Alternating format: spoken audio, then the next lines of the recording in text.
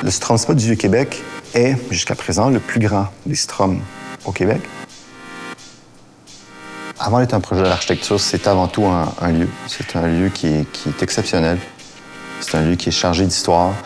Et c'était vraiment la prémisse de départ pour tout le projet.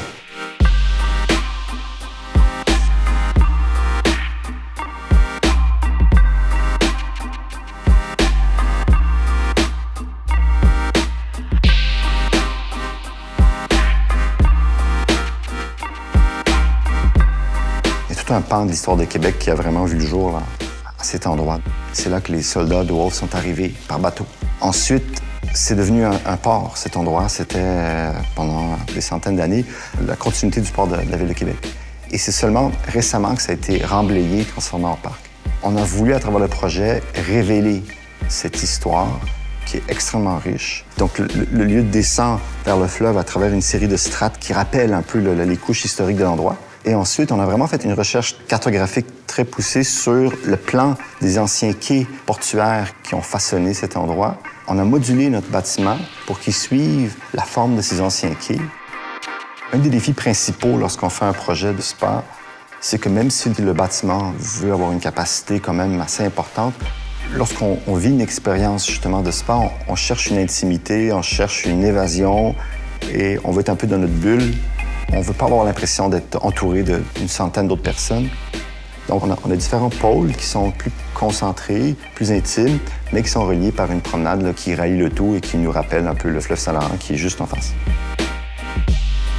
Il a fallu réfléchir à comment organiser ce lieu pour que même en hiver, le spa nordique, lorsque je suis en robe de chambre, en maillot de bain, ça puisse être une expérience intéressante. On a créé un tunnel souterrain immergé d'eau qui nous permet de passer du bâtiment principal vers un des premiers pavillons du spa. C'est très mystérieux comme endroit. On descend dans un escalier, on marche avec de l'eau jusqu'à la taille et il y a un bain qui se trouve dans ce pavillon-là. Puis à travers ce bain, on peut ensuite aller à l'extérieur. On essaye d'effacer un peu, même en hiver, la frontière entre l'intérieur et l'extérieur. Dans le Vieux-Québec, ce qui était spécifique, évidemment, puis était si fantastique, c'était le paysage. Le fleuve, la montagne, etc. Donc, nous, comme architectes, on a eu carte blanche pour mettre en valeur cet environnement. Pour ce faire, on a dû utiliser beaucoup de verre, beaucoup de vitres. On a utilisé le bois, évidemment, qui rappelle les anciens bateaux, le port, etc. Donc, un bois gris qui a été séché par le soleil, par le vent. On est venu donc habiller le bâtiment avec ce bois. Ça a demandé parfois des investissements assez substantiels, mais le client nous a fait confiance et on s'est rendu compte par la suite que c'est devenu un lieu qui était extrêmement instagrammable. Donc, le bâtiment lui-même est devenu, justement, par les réseaux sociaux, presque un objet de marketing. Même la Ville de Québec, en fait, lorsqu'elle fait promotion de cahiers là, qui parle de la promotion de la Ville de Québec, là, ça fait la page frontispice. Donc, même la Ville l'utilise comme étant un élément d'attrait pour les touristes.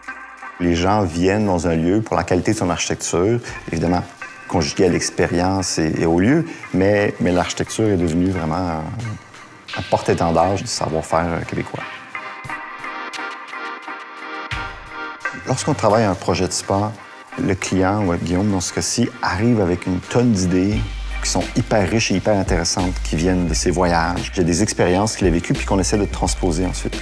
On essaie d'amalgamer ça avec les idées que l'architecte a de l'architecture, sur la lumière, sur les espaces. Lorsqu'on amalgame le tout, lorsqu'on assemble les idées, les folies du client avec l'espèce de création de l'architecte, ça crée un ensemble extrêmement riche, extrêmement intéressant.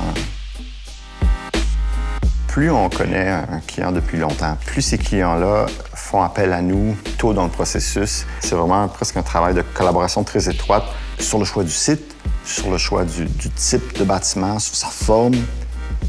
Et on l'accompagne comme ça jusqu'à la toute fin. Puis même quand le projet est terminé, justement, on l'accompagne encore en analyse, ce qui est un succès, ce qui a un petit peu moins bien marché, pour mieux faire de futurs projets avec ce même client, ou pour même, à même ce projet-là, venir corriger certains éléments qui ont peut-être moins bien fonctionné.